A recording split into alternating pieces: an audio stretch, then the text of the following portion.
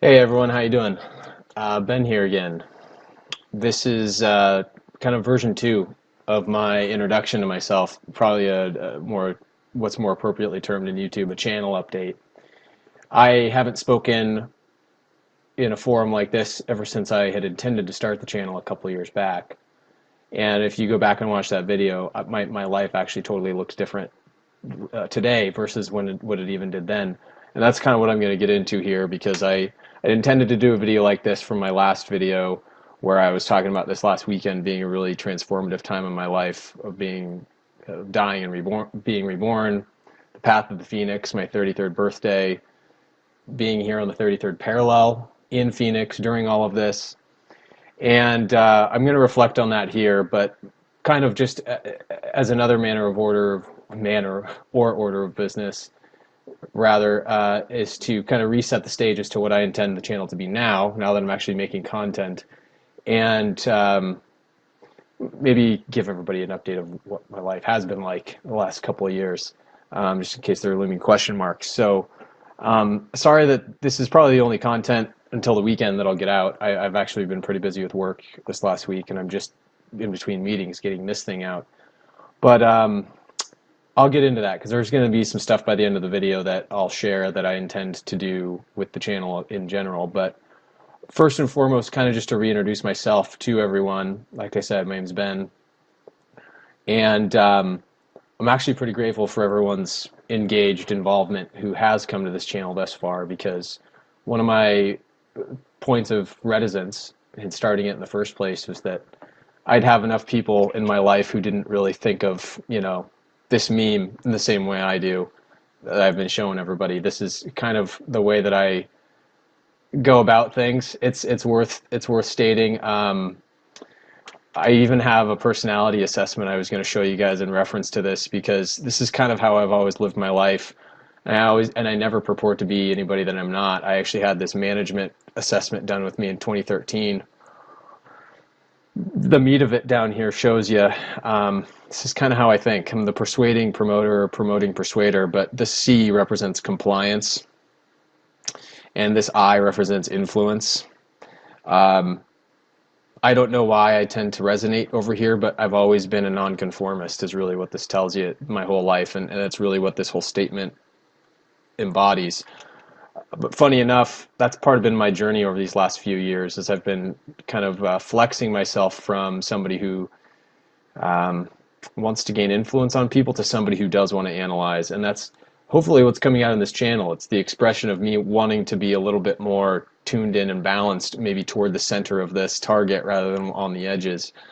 And it's funny because part of that also extends to my career. I no longer own a solar power company like I did back then. I had a solar power company that was very much influenced by this guy in terms of its symbology, its branding, and all that stuff. It was called Alternating Current Technologies, and we're talking about ether science a lot, and metaphysical concepts as it relates to scalar waves and such. But he did also invent the current electrical grid system, alternating current, which is how everybody chooses to do business these days. And so that's what my company back was all about. And I will say this, that in those solar power days, I learned more about the sun than I ever bargained for, and it's partially what led me into this research on the Earth grid network that we've been going into lately. And I just figured everybody should know that's kind of where my journey started.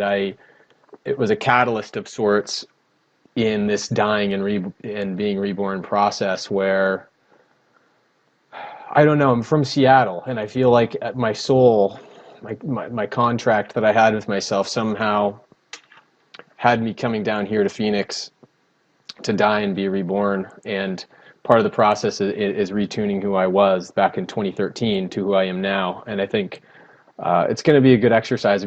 I do this with kids I mentor as well, which this is more something that's been influenced on me with my girlfriend. But hopefully by doing this channel a little bit more, I'll be as objective as possible. It's always good to better yourself and to know where you stand.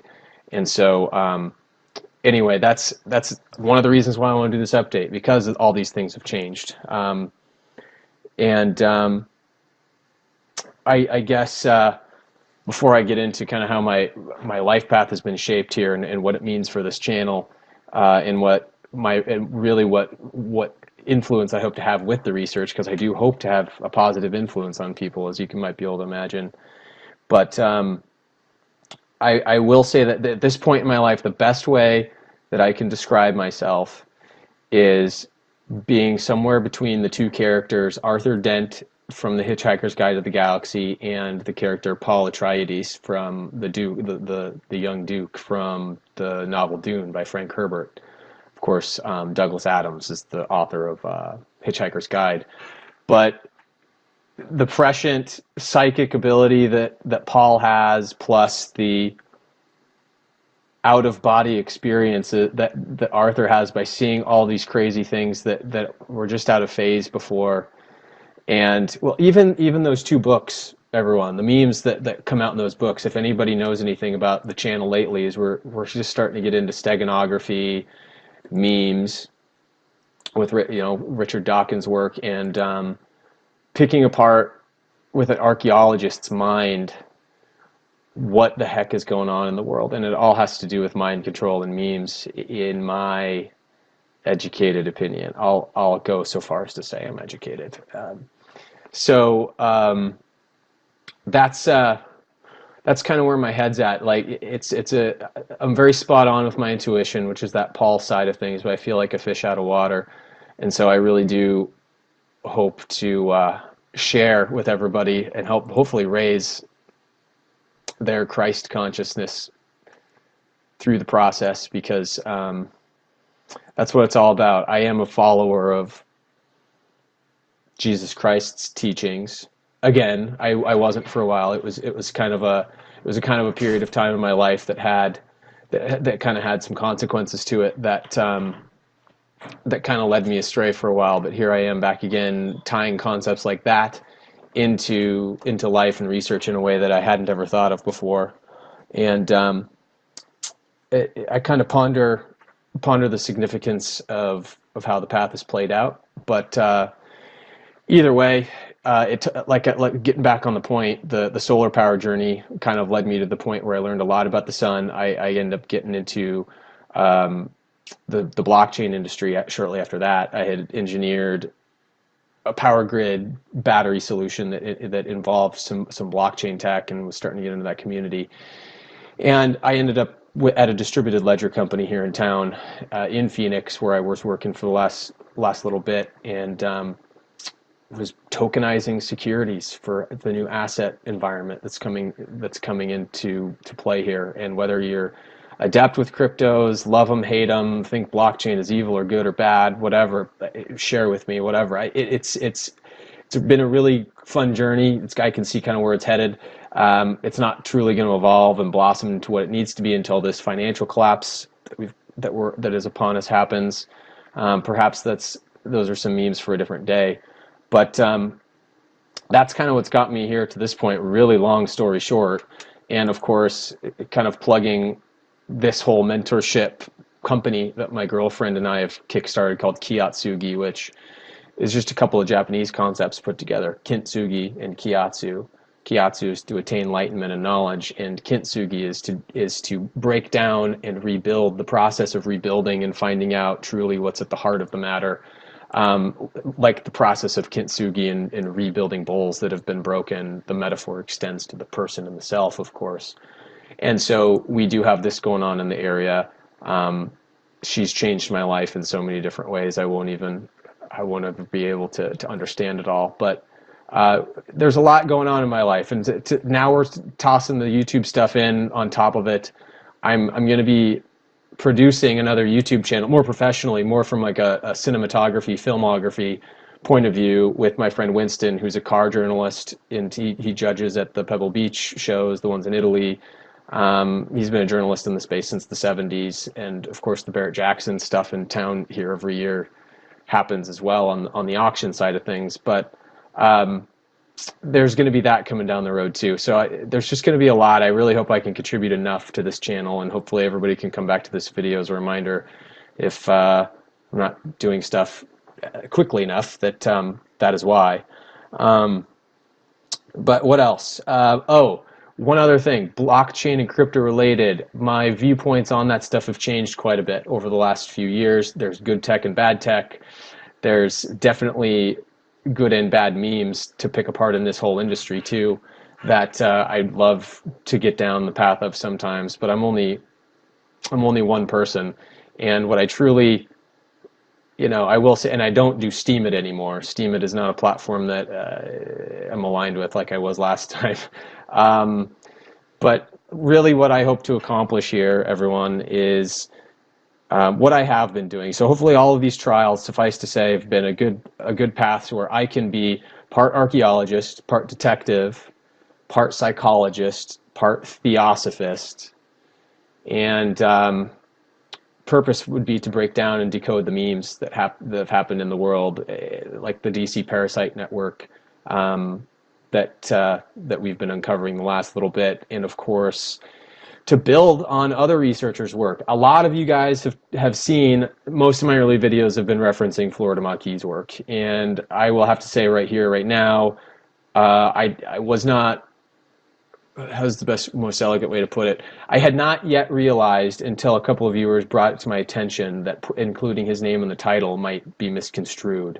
So I'm not going to be doing that anymore. If I reference his work, I'm just going to be putting it in the description. But there's a lot of stuff, of course, that he's inspired me to do.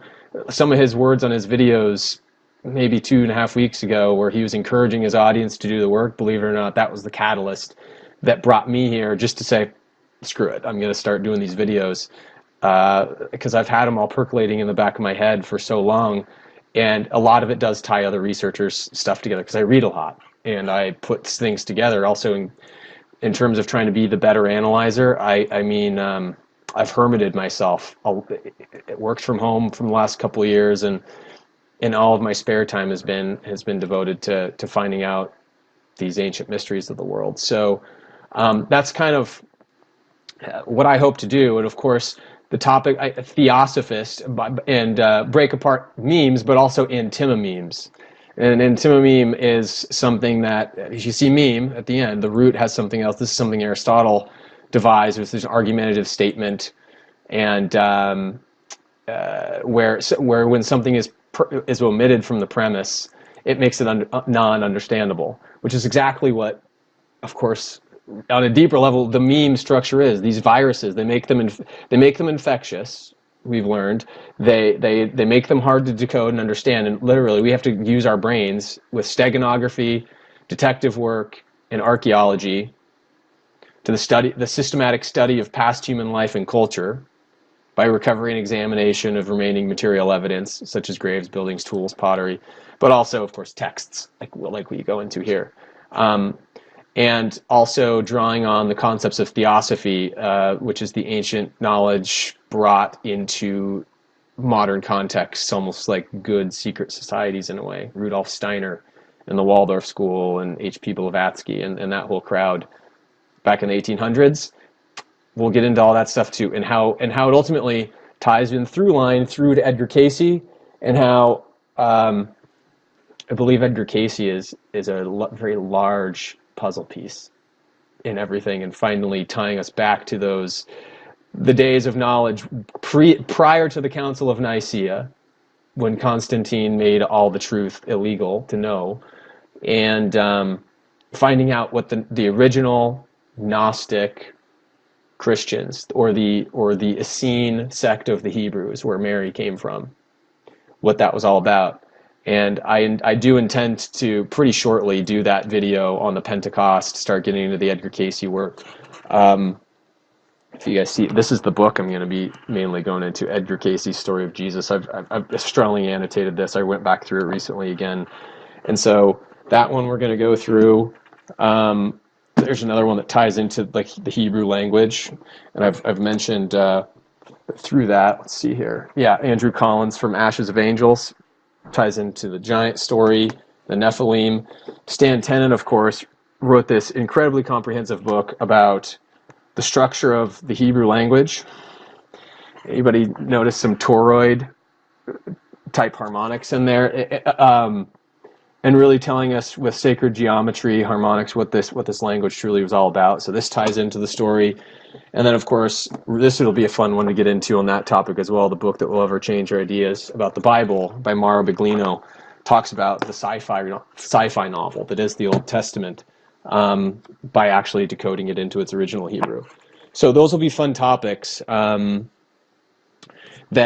I think will be some of the most important ones that I go into, because the Earth Grid Network is kind of, like I've been covering so far, is the mechanism by which a lot of these control systems have been kept in place all these years through these ley lines, where the architectural structures and sorry, the words aren't rolling off here, monoliths are embedded. We're going to decode with gematria along the way, right? There's going to be a lot of tools that we use in establishing a way forward. But before I wrap this up, I will say there's going to be hopefully some inspiration along the way. I'll probably incorporate some guys that I'm following just for sake of keeping hope alive. Simon Sinek would be a good one I throw in there.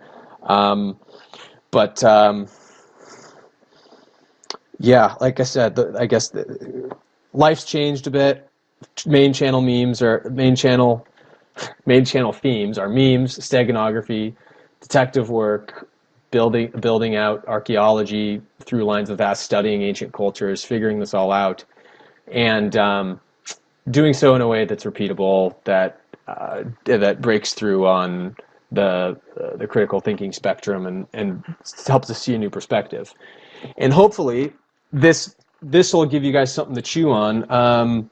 Q is what I'm going to be going into in the next video I do. And I've got the video all outlined. I'm going to be going into this book, Rulers of Evil, which talks about the Jesuit control grid that the Roman Catholics, along with how they've subjugated Jews along the way, to do bidding of the banking priest class. A lot of the Babylon's banks are stuff that Joseph Farrell wrote about, gets into that too, but Jesuit casuistry and how they particularly implement memes through the art of war and the subterfuge tactics that they use.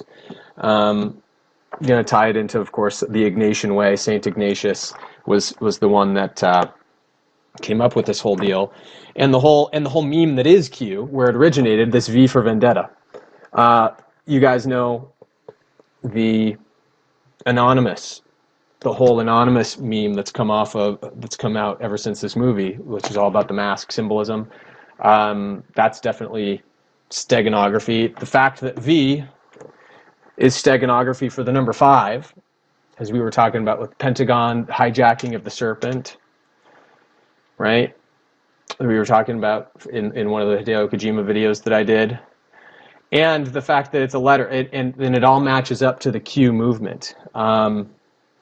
There's some particular passages around the gunpowder plot, specifically, and November 5th, as it relates to this year coming up, and the true Vedic astrology that is occurring to have Jupiter go into Sagittarius on November 5th that lines up with this. But I mean, ties back to the gunpowder plot. The gunpowder plot is the through line that ties this book to this book back to Q. Q, if anybody's unaware, I'm sure everybody that's coming here might already, I'm going to guess, already knows the internet phenomenon that supposedly was somebody deep inside the deep state government that was a good guy and or a good group of people. And I won't render an opinion on whether I still, like, even with all this knowledge, whether I think it's good, benevolent, bad. It's just secret. That's all I'm claiming. And I am claiming that what's being told to you about some of the stuff that's come out of the Q movement, like the JFK Jr. deal and him still being alive, I even bought into that one for a couple months, guys. I will admit, before I could see through it, I was kind of into the Q thing with a raw perspective for a couple of those months. But ultimately, through investigating stuff like this, you find out what the true nature of the story is, and so I'll share my insights with you on that next one. But for now, that's kind of all I hoped to get out here. Let me see if I was taking notes along here on the way. I think that's basically me, as scattered as scattered and organized at the same time, I guess. But I really do enjoy doing this and seeing everybody's reactions. I do hope everybody shares these videos if they find them inspirational, informative, like you know somebody else that can build upon it. Please do share and like, subscribe to the channel, and all that good stuff too. I will do these with more regularity as I also get better with the technology to live stream and all that stuff. So as the month progresses, look out for more book studies. There's going to be plenty of that, like I've been doing with the reading passages. I'll get the video game decodes going up too, and that'll be how we move forward. So again, like, share, subscribe. I will talk to you guys soon. Thanks.